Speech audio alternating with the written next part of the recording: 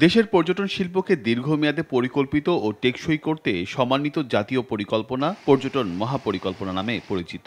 ২০২৩ সালে খসড়া প্রকাশিত মহাপরিকল্পনায় বাংলাদেশে মোট ১০টি পর্যটন ক্লাস্টার তৈরি করার কথা বলা হয়েছে, যেখানে প্রায় $1 বিলিয়ন পাবলিক প্রাইভেট বিনিয়োগের কথা উল্লেখ রয়েছে।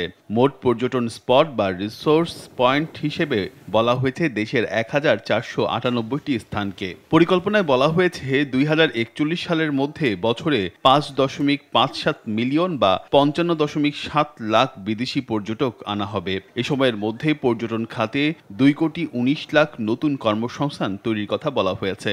যে সরকার ক্ষমতায় থাকে তার কিছু দৃষ্টিভঙ্গির প্রতিফলন ঘটে এই সমস্ত পরিকল্পনা, এটাও সত্য কথা। এবং খুব বেশি করে যখন যদি ঘটে যায় তাহলে ওটা রাজনীতিকীকরণ হয়, আর যার কারণে আপনার ওটা আবার সরকার পরিবর্তন হওয়ার সঙ্গে সঙ্গে সেটা ক্ষতিগ্রস্ত হয়। তো এই সমস্ত পরিকল্পনাগুলো রাজনীতির ঊর্ধ্বে রাখাই উচিত আমি মনে করি। তবে এত সব পরিকল্পনা কেবল কাগজেই আটকে আছে, যার অন্যতম কারণ সমন্বয়হীনতা, প্রশাসনিক জটিলতা, পরিকল্পনা বাস্তবায়ন নিয়ে নানা সংশয়। আমাদের যে একটা অন্যতম যেমন ট্যুরিজম মিনিস্ট্রি আছে, ট্যুরিজম মিনিস্ট্রি একার কিন্তু সব কাজ না, আমাদের আন্তঃ মন্ত্রণালয় প্রায় ১২টা মন্ত্রণালয় এইটার সাথে জড়িত। যখন আমাদের মিনিস্ট্রি কোনো একটা কাজ করতে যায় অন্য মিনিস্ট্রি দেখতে ঠিক সমন্বিত হয় না। সংশ্লিষ্টরা বলছেন, অনুমোদনের পর ধাপে ধাপে পর্যটন মহাপরিকল্পনার বাস্তবায়ন করতে হবে। আর্থিক বিনিয়োগ বাড়াতে পাবলিক প্রাইভেট পার্টনারশিপের উপর গুরুত্ব দিতে হবে। পর্যটকদের ভিসা প্রক্রিয়া সহজ করতে হবে। পাশাপাশি স্থানীয়দের পর্যটন সম্পর্কে প্রশিক্ষিত করে তুলতে হবে।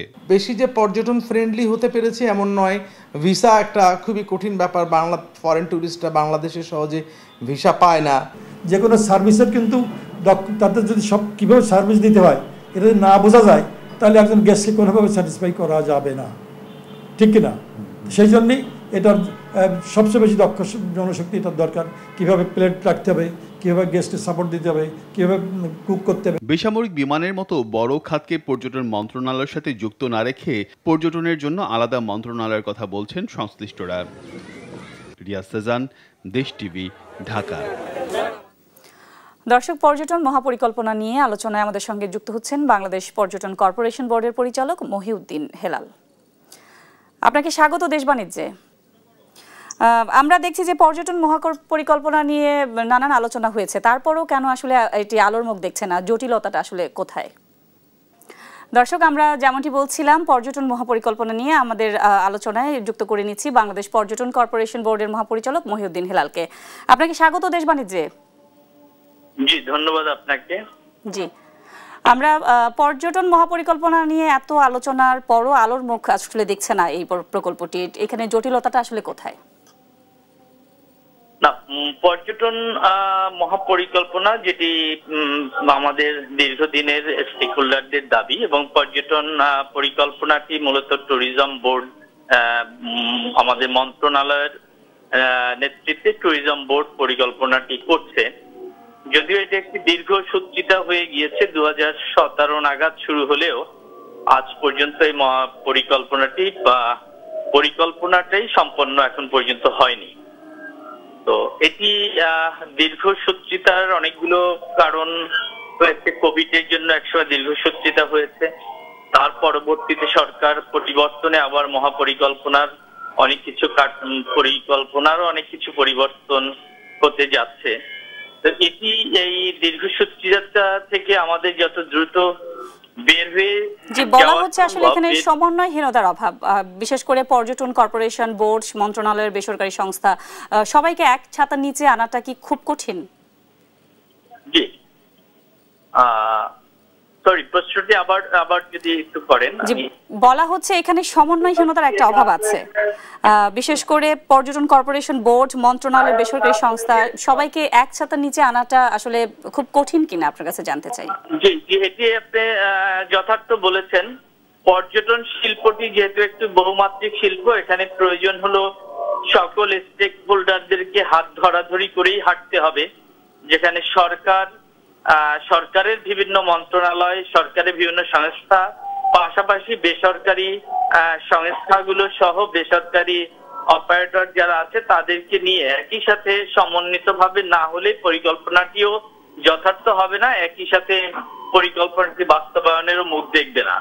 এখানে একটি যদিও পরিকল্পনাটি পরবর্তীতে বেসরকারি যারা ছিলেন তাদেরও মতামত নেওয়া হচ্ছে, তারপরেও আমি মনে করি বর্তমান সময় সরকার এবং বেসরকারি উদ্যোক্তাদের মধ্যে একটি সমন্বয়হীনতা স্পষ্ট, এবং সেই জায়গাটা যত দ্রুত নিরসন করা না যাবে, হাত ধরাধরি করে সবাই যদি একই সাথে সমন্বিতভাবে পরিকল্পনাটি না করা যায়, তাহলে এই পর্যটন শিল্প সামনের দিক আগাতে বাধাগ্রস্ত হবে।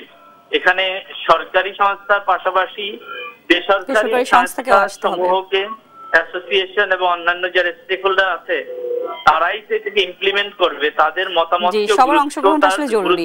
যে আসলে বলা হচ্ছে এখানে $1 বিলিয়ন বিনিয়োগের পাশাপাশি প্রায় 2 কোটি মানুষের কর্মসংস্থানেরও ব্যবস্থা করা হবে এবং বিদেশি বিনিয়োগও আসবে, কিন্তু আমরা কি আসলে সেই পরিবেশ নিশ্চিত করতে পেরেছি? না, আমরা এখনো সেই পরিবেশ নিশ্চিত করতে পারি নাই। পর্যটন একটি আমাদের দেশের অর্থনীতিতে গভীরভাবে কন্ট্রিবিউট করার মতো একটি সেক্টর, যেহেতু এটি ক্রস কাটিং সেক্টর, অনেকগুলো সেক্টরেই এটি কন্ট্রিবিউট করতে পারে। স্পেশালি আমাদের রুরাল ইকোনমিতে, আমাদের গ্রামীণ অর্থনীতিতে পর্যটন ব্যাপকভাবে কন্ট্রিবিউট করতে পারে। এর একমাত্র কারণ হলো যে পর্যটক যারা, তারা পণ্যের কাছে যায় আর অন্য ইন্ডাস্ট্রি পণ্য ক্রেতার কাছে আসে। আমাদের প্রান্তিক জনগোষ্ঠীর যে অর্থনৈতিক চাকা, সেটি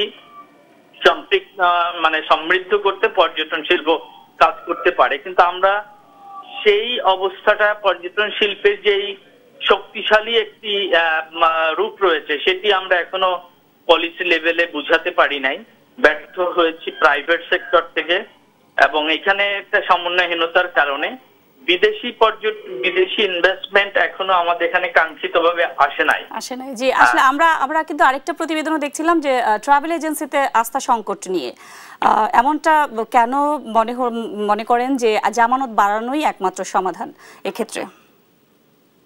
আর ট্রাভেল ইদানিং এই বিষয়টি আমি মনে করি যে একটি জটিলতার জায়গায় চলে গিয়েছে, যে ট্রাভেল এজেন্সি যারা মূলত টিকিট কাটছেন, তাদের সাথে সরকারের সিদ্ধান্তের সাথে বেসরকারি যারা স্টেক হোল্ডার, তারা সিদ্ধান্তটিকে অনেকেই সহজভাবে নিচ্ছে না, আবার অনেকে সহজভাবে নিচ্ছেন।